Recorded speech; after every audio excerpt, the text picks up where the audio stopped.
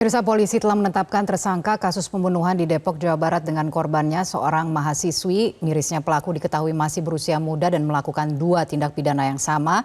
Untuk membahas lengkapnya kita bergabung bersama dengan psikolog forensik Reza Indragiri. Selamat petang, Mas Reza. Selamat petang, Mbak Kania.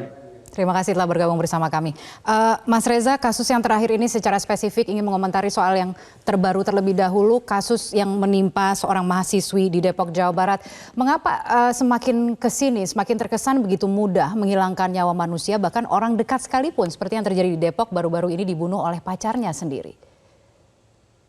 Kalau spesifik pada kasus yang ditayangkan tadi, menurut saya ada 2 tindak pidananya. Satu, ruda paksa atau kejahatan seksual. Dan yang kedua adalah pembunuhan. Dalam kasus ini, tanda petik pembunuhan hanya sebuah ekses ketika korban kejahatan seksual tersebut melakukan perlawanan. Tapi andaikan korban tidak melakukan perlawanan, tidak berteriak dan sejenisnya, maka boleh jadi tidak akan terjadi kasus pembunuhan tersebut. Dengan kata lain, menurut saya dalam kasus spesifik yang satu ini di Depok, tidak hanya berkutat pada sebab musabab terjadinya pembunuhan, tapi yang lebih penting justru mencari tahu tentang adanya pemerkosaan yang beruntun dilakukan oleh tersangka. Kalau kemudian dipertanyakan bagaimana mungkin seorang pacar misalnya sanggup untuk membunuh atau menghabisi kekasihnya sedemikian rupa, maka menurut saya hitung-hitungan di atas kertas memang orang dekatlah termasuk pacar yang paling mungkin untuk melakukan tindakan viktimisasi. Kenapa? Ya karena orang dekat yang diasumsikan tahu tentang kebiasaan korban, tahu kelemahan korban, tahu tentang cara-cara yang paling jitu untuk melumpuhkan korban, dan seterusnya. Anda mengatakan bahwa sebenarnya kejahatan utamanya adalah kejahatan seksual yang kemudian karena sang korban kemudian menjerit mengakibatkan pelaku kemudian mengambil langkah pembunuhan begitu ya. Artinya memang faktor penyebabnya itu karena panikkah atau apa sebenarnya kondisi kejiwaan dari pelaku?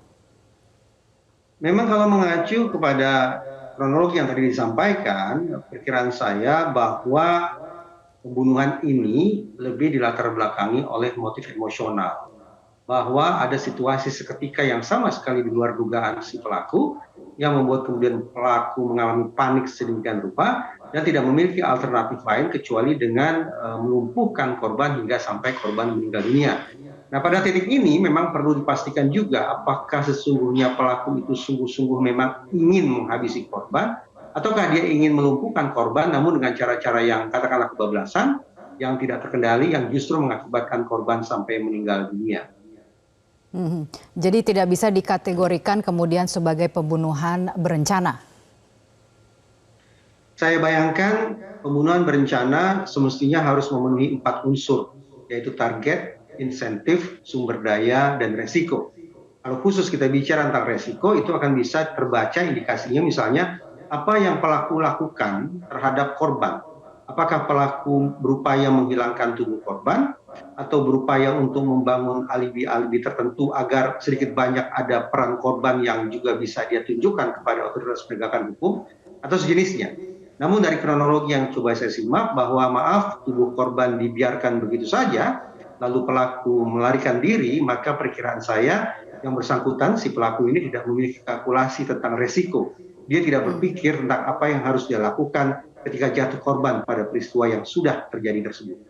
Oke, dan bahwa pelaku sebenarnya sudah pernah melakukan hal serupa begitu ya. Pelaku adalah DPO untuk 2 kasus pencabulan dan bahwa kini juga ditemukan koleksi video porno di dalam ponselnya yang kemudian membuat polisi sekarang ingin melakukan tes kejiwaan gitu untuk memeriksa kejiwaan dari pelaku. Hasil dari tes kejiwaan ini sendiri akan seperti apa pengaruhnya? Saya sebetulnya acap kali bertanya-tanya tentang apa sesungguhnya yang pihak kepolisian ingin cari tahu lewat pemeriksaan kondisi psikologis seorang pelaku. Karena saya berkeyakinan bahwa proses penegakan hukum semestinya berlangsung secara cepat, murah, dan sederhana. Ketika dilakukan pemeriksaan psikologis yang barangkali tidak begitu jelas juga tujuannya, maka menurut saya bertentangan dengan 3 azas itu tadi. Sebagai misal, yang saya pahami proses pemeriksaan psikologis sesungguhnya ditujukan lebih pada pengecekan apakah seorang tersangka itu waras atau tidak waras. Kalau waras maka proses hukumnya berlanjut. Kalau dianggap tidak waras maka harus menjalani pengobatan sampai suatu saat dianggap yang bersangkutan kembali kewarasannya untuk kemudian diberikan rehabilitasi atau penyembuhan agar proses hukumnya juga bisa berjalan. Sementara untuk mencari tahu tentang sebab musabab atau motif sesungguhnya bukan suatu hal yang sungguh-sungguh urgen untuk kepentingan penegakan hukum. Tapi kalau untuk kepentingan sebatas kepentingan pengobatan, barangkali ada relevansinya di sini. Misalnya, apakah kita akan menempatkan video porno itu sebagai penyebab ataukah sebagai akibat?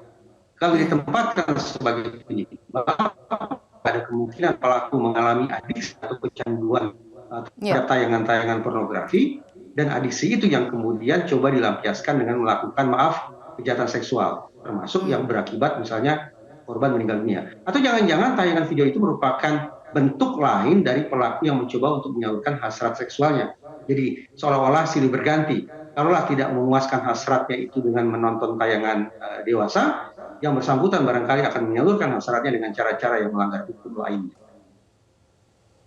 Ya, baik. Tapi artinya berpengaruh, apakah akan berpengaruh terhadap vonis dari pelaku ketika ditemukan ada kondisi kejiwaan yang membuatnya tidak bisa mengendalikan diri sendiri? Apakah akan sampai dengan sejauh itu?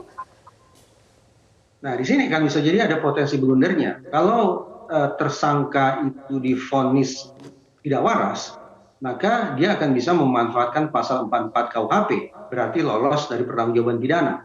Atau seandainya yang bersangkutan disebut pengidap kecanduan film-film pornografi, berarti adiksi, maka boleh jadi justru di situ peluang bagi yang bersangkutan untuk mendapatkan pengobatan. Dan kalau sudah bicara tentang pengobatan, maka kita semestinya tidak berpikir tentang pemberatan hukuman.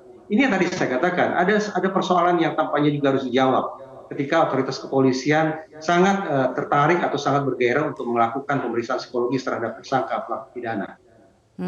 Oke, baik Mas Reza, terakhir, apakah bisa dikatakan tren kejahatan seksual di kalangan anak muda ini bisa diantisipasi ke depannya? Seperti apa Anda melihat perkembangannya sejauh ini? Apa sebenarnya menjadi pemicunya dan bagaimana mengantisipasinya ke depan?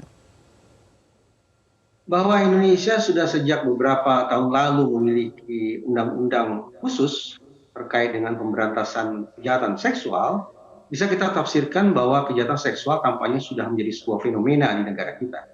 Memang pada akhirnya ketika kita bicara tentang pelaku kejahatan seksual hari ini, kita sekali lagi tidak bisa lagi memakai mindset semata-mata pemberatan hukuman. Bagaimana mengirim pelaku ke liang lahat, memberikan sanksi seberat-beratnya kepada yang bersangkutan, tidak bisa lagi. Karena kalau kita mau konsekuen, di dalam undang-undang penghapusan kekerasan seksual tersebut, justru ada sejumlah bentuk tindakan untuk perlakuan beraroma rehabilitasi yang harus negara kenakan kepada pelaku. Getir barangkali sebagian akan mengatakan demikian. Ketika sedih membayangkan nasib mengenaskan yang dialami oleh para korban, pada saat yang sama undang-undang justru mengharuskan kita untuk berpikir tentang tindakan, pengobatan, rehabilitasi atau sejenisnya yang juga bisa dikenakan kepada pelaku. Ya, baik. Terima kasih Mas Reza telah bergabung bersama kami di Metro hari ini. Jelajahi cara baru mendapatkan informasi. Download Metro TV Extend sekarang.